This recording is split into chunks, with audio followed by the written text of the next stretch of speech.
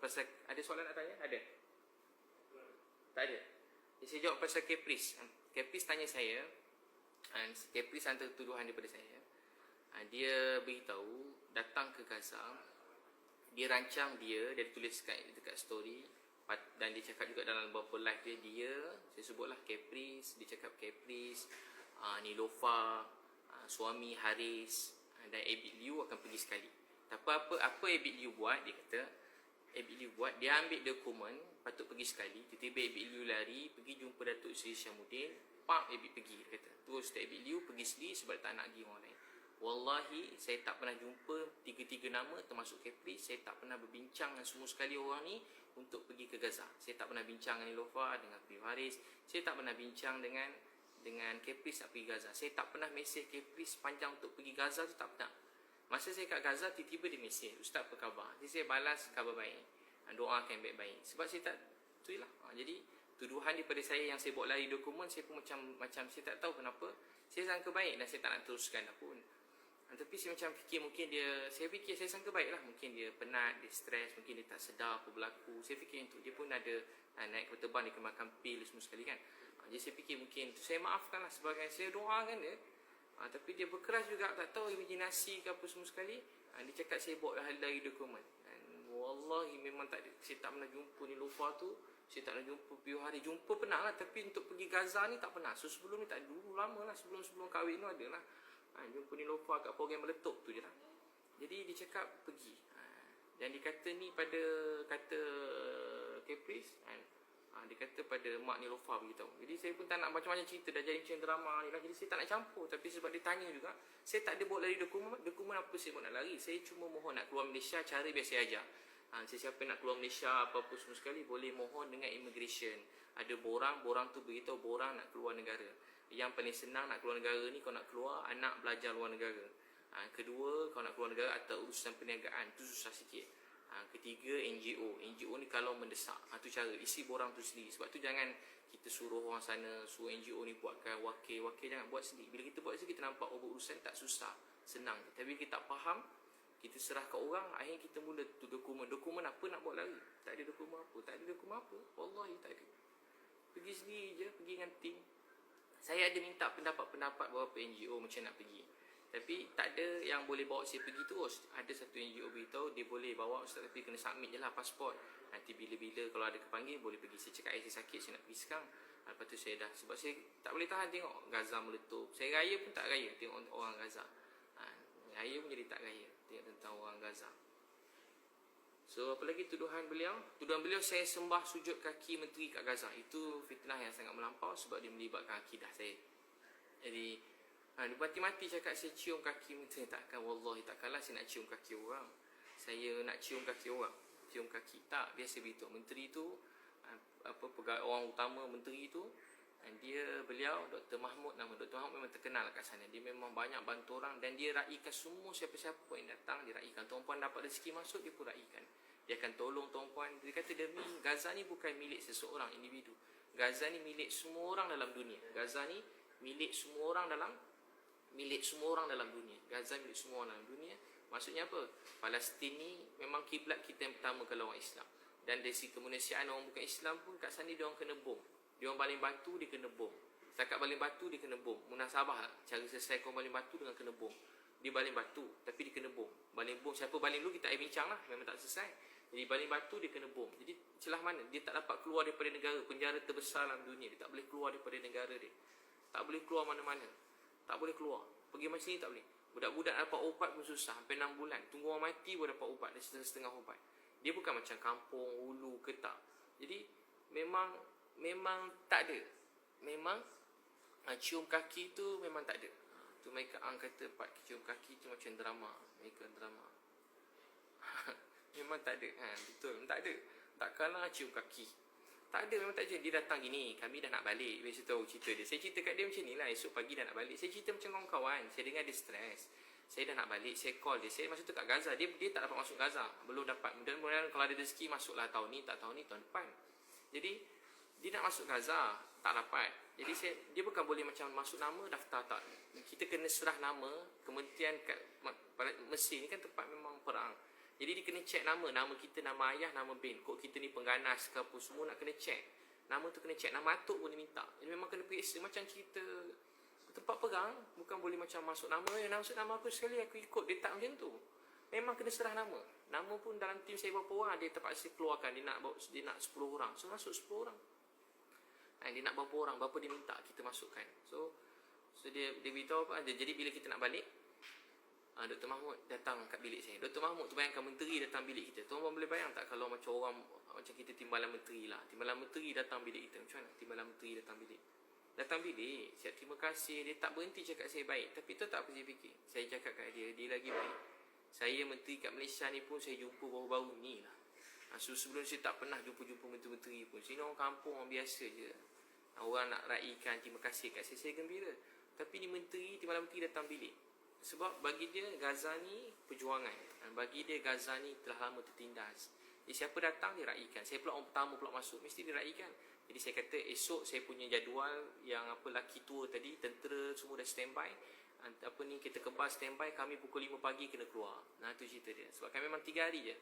3 hari ni. Tapi kami buat banyak-banyak kerja. Memang orang yang bawa kami bukan semustahil, tapi akhirnya berjaya. Saya dah puji bagi Allah, kami nak keluar pagi-pagi. Tapi kami tak boleh terlambat. Kalau terlambat dia akan jadi masalah. Sebab kita kebal dah standby, dia ikut time. Betul-betul macam cerita TV juga, tapi ikut time. Betul-betul. Tak boleh terlambat sikit pun tak boleh. Tapi menteri ni minta kita jumpa dia sebab dia dah pada awal, dia sebab kita patut sampai siang, dah sampai malam. Dia buat apa? Dia bagi kita, Masya Allah Dr. Mahmud baik sangat. Dia bagi kita sijil anugerah Duta Muhibah Palestin. Duta Muhibah Palestin. Bukan saya seorang dapat, tim saya semua saya dapat.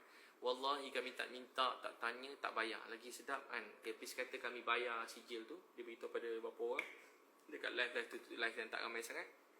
Saya bayar sijil, beli sijil.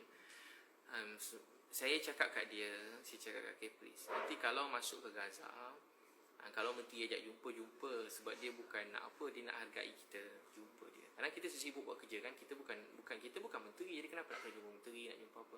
Tapi bila kita dah pergi sana, rupanya kita wakil Malaysia kan, rupanya macam tu, kita wakil negara kita. Jadi kalau macam kata dia pergi jumpa, nanti dia bagilah sijil Muhibah Palestin ni, mudah-mudahan adalah kenangan. Dia cakap itu kenangan bahasa kawan-kawan. Tapi tak sangka dia cakap, saya kata saya beli sijil Gaza. Saya tak beli, wallahi tak beli. Wallahi memang tak ada beli. Saya bukan nak, saya banyak lagi hidup saya per hari doa, ya Allah jangan ada RM1 makanan yang haram masuk dalam perut saya. Itu doa saya semenjak dulu. Jangan ada RM1 makanan yang haram masuk dalam perut saya, atau hidup saya jadi haram. Hidup saya dah berniaga elok-elok. Saya punya berniaga pun tak pakai kabel-kabel. Kalau tuan-tuan tengok berniaga pada dulu sendiri semua sekali. Saya buat training, tak ada pun sendiri semua sekali. Baru-baru ni rezeki ada, dapat kawan-kawan yang ikhlas, baik, orang besar atau orang biasa. Jadi kita meraihkanlah orang yang ikhlas nak berkawan kita. So, Nabil, doa Lizi. Jadi apa tadi? Sampai nanti soalan? Jadi Kepis tadi soalannya apa tadi?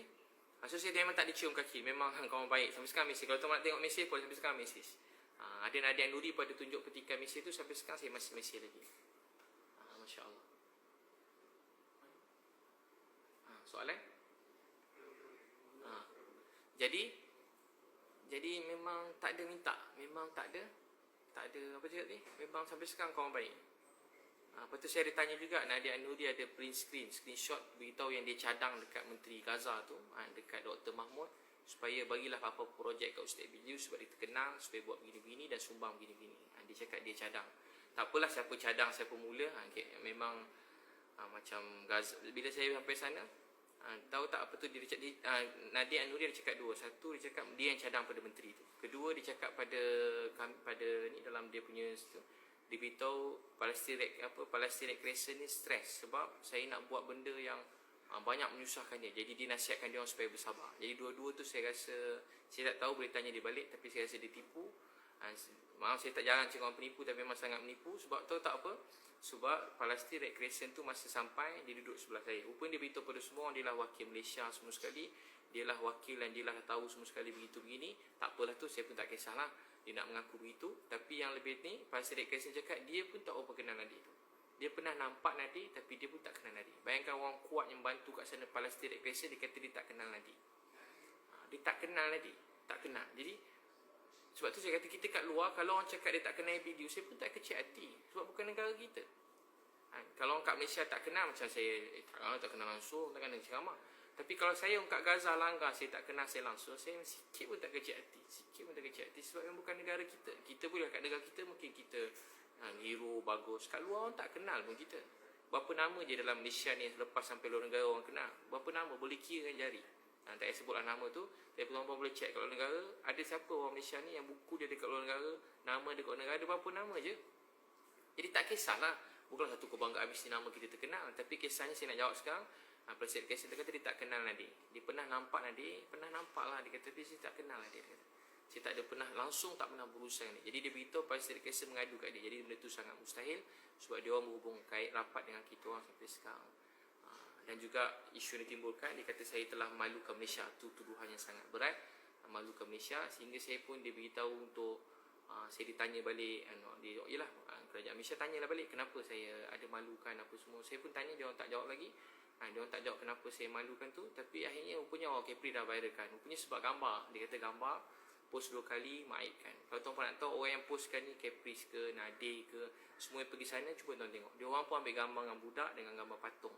Jadi tak ada masalah pun gambar tu. Kalau tuan tengok video saya, budak-budak tu semua happy. Saya bagi belanja, bukan bagi patung je. Kat dalam Gaza ni, perkara yang saya buat, dari saya cerita saya bawa 4 trailer, 4 lori, 4 trailer, 2 trailer, 2 lori, 2 dekat Mesir dah masuk, 1 Raya Haji baru ni, 2 saya beli kat sana, 1 saya bagi kat Hospital Syifa, kedua saya bagi dekat Hospital Al-Quds, Al-Quds dengan Syifa. Dan satu lagi saya beli banyak betul kursi roda dan juga alat sukan tu, yang adik-adik yang bersukan tu, saya bagi dia orang ada hadiah-hadiah. Banyak saya beli hadiah, kursi roda, banyak saya beli, beratus juga kursi roda saya beli. Janganlah obat semua sekali, banyak lah. Bagi saya banyak lah, tapi kalau bagi mereka, bagi Nadir kecil ke, saya tak tahulah. Bagi saya banyak lah. Luak jugalah duit saya, luak. Luak duit. Jadi apa lagi? Jadi tuan-tuan, saya buat rumah anak yatim. Rumah anak yatim tu jadi sekolah, pendidikan. Alhamdulillah, sekarang ada lagi, saya puji bagi Allah. Apa lagi? Kita buat tempat bagi makan, ada makan free. Apa? Kemudian so begitu. Dan terus soalan juga kenapa blok Caprice, biasa beritahu. Kenapa blok Caprice? Jadi memang saya kalau benda negatif saya blok. Bukan sikit je negatif. Biasa beritahu bapak saya tengah sakit. Bukan sakit biasa, doktor kata tinggal 10 hari. Dan ramai ingat macam saya main-main ke tak, bukan saya betul-betul ada 10 hari. Saya sayang ayah saya lebih pernyawa saya sendiri. Segala-gala hidup saya tentang mak ayah saya. Kalau orang kenal saya, hidup saya tentang mak ayah saya. Saya sayang ayah saya. Hari menangis, sakit jantung saya berdebar, jantung saya laju sepanjang sana memikirkan ayah saya. Tapi ni perjuangan ayah saya suruh teruskan usaha kat Gaza sampai selesai. Jadi bila saya sampai kat KL, saya minta kendaraan KKM. KKM pun post yang saya pergi ziarah ayah saya. Dan memang boleh ziarah ayah, ramai orang cakap tak boleh ziarah. Kalau COVID, positif COVID meninggal, memang tak boleh. Jadi saya tak ulas sebab tu. Tapi ayah saya negatif, ayah saya buat ujian negatif. Saya pun dah negatif. Saya dah buat ujian tu 2 kali saya negatif. Sebelum gerak pada Mesir, Egypt, sampai saya masuk kat KL tu, KLIA buat satu ujian, saya dah negatif, saya dapat kebenaran KKM. Untuk pergi tu pun saya kena pakai full PPE dan saya kena pergi dalam tempoh yang sekejap, setengah jam je. KKM bagi 1 jam, hospital Gleneagle bagi saya setengah jam. Jalan dikosongkan dan memang saya negatif COVID setakat tu sampai saya tengok ayah saya. Sampai takkan saya tak boleh tengok ayah saya mohon lulus. Sopan boleh mohon juga, sebab tu kalau mohon di balai, mohon ada rezeki lulus. Saya doa semua dapat jumpa ayah dia. Tapi dia mesej saya, satu dia mesej saya panjang, dia tunjuk yang dia post ni. Bukan saya nak berdedahkan semua ni. Bagi saya sebenarnya WhatsApp, DM, PM ni benda yang private dan tak patut didedahkan pada siapa. Kalau kita berkawan dengan orang, apa-apa yang orang WhatsApp dengan kita, benda yang private, DM, tak boleh post kat awam tu kalau kita nak berkawan dengan orang. Kecuali nak post, kena tanya boleh tak saya post ni, tu kawan. Sebab kadang bahasa-bahasa kawan-kawan kita. Jadi tu tak apa jadi. Saya pun dia mesej saya. Satu, dia tegur saya pasal patung tu. Dia cakap saya terlalu nak media punya, dia post part tu. Tapi part kedua dia tak post. Apa part kedua? Dia kata dia tegur saya, dia kata saya tak patut post sebab ramai orang Malaysia tak dapat ziarah ayah dia masa sakit. Ayah saya bukan sakit, ayah saya nazak nak pergi dah. Jadi tak bagi saya pergi lawat ayah saya. Macam mana ustaz dapat kebenaran dan ustaz post? Kalau benda tu tak valid, KKM pun tak share. KKM siap share. Doakan ayah ustaz sihat. KKM yang tak ada hubungan dengan saya, maksudnya saya tak adalah, tak tahu siapa takbir urus Facebook KKM, itu pun dia cakap doakan ayah ustaz, punyalah baik. Ini sebagai macam kawan, sahabat, tiba dia boleh marah macam tu, luka hati saya. Saya nampak phone tu, saya tutur sebagai manusia biasa, saya ambil phone tu, saya lontar ke tepi. Saya lontar, saya sedih. Macam saya, satu, Buat tu, lepas tu kedua dia tuduh tu, dan walaupun dia dah forward dah benda tu kat kerajaan Malaysia. Saya dah kena tanya, saya sedang soal siasat. Saya dah penat, saya guna duit saya sendiri, saya tak minta duit orang, saya cuma minta tolong, dan alhamdulillah dia bantu saya. Tiba-tiba saya di soal siasat. Jadi bila saya kena soal siasat, benda tu bagi saya macam melampau, dan saya sangat sedih, dan saya tak dapat jawab apa-apa. Dan saya nak sudahkan ayah saya je. Dan betul rupanya bapa lepas tu ayah saya meninggal dunia. Saya dapat jumpa sekejap je. Tapi alhamdulillah masa jumpa ayah saya tu, nak tahu tak apa dia? Masa jumpa ayah tu dia sedar sikit. Dia cakap saya, AB ambil lotion tu, sapu kat badan. Ambil apa lotion, dia minta sapu kat badan dia. Lepas tu dia minta saya tolong tuangkan air kat mulut dia. Dia tak sedar. Tapi time saya nak pergi tu, ayah saya sedar. Saya sebulan nangis rindu nak jumpa ayah saya. Saya bukan nangis sebab saya kena, dia tak rindu ayah saya.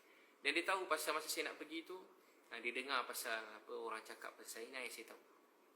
Pasal Nadir cakap live tu hari benda, saya nak tahu pasal saya. Jadi dia pun live cerita pasal saya, salah jalan ni, bukan Afrika, bukan itu ini, memang tak boleh masuk, macam mustahil kalau masuk juga memang wali. Tahu dekat-dekat live dengan Firdaus Wong, live dengan masa tu live yang Piu Rahmat tu pun boleh check lah, bukan sikit lah, banyak lah. Tapi saya tak tengok pun, tapi TV pun masuk kat WhatsApp saya. Ayah saya pula tahu.